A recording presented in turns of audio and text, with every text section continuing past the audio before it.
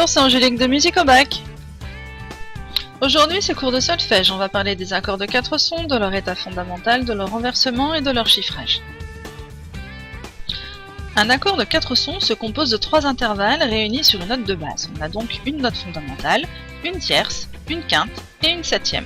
L'accord de 4 sons est appelé accord de septième.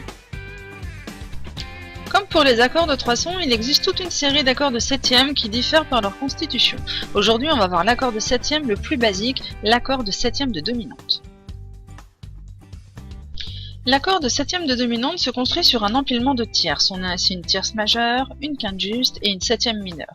Il est placé sur l'accord de dominante, c'est-à-dire le 5e degré de la gamme, d'où son nom, l'accord de septième de dominante. Comme il est placé sur le 5e degré, sa fonction est renforcée par la dissonance de la septième.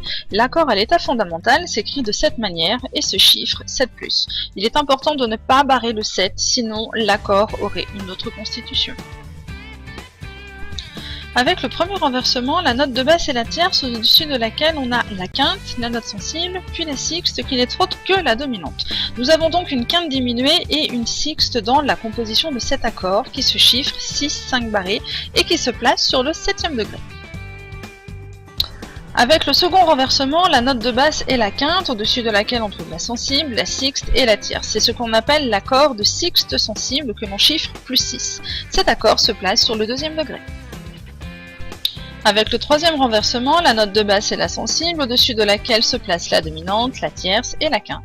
Avec cet accord, on a un accord de triton qui se chiffre +4 et il se place sur le 4e degré de la gamme. Voilà un tableau récapitulatif de l'accord de septième de dominante.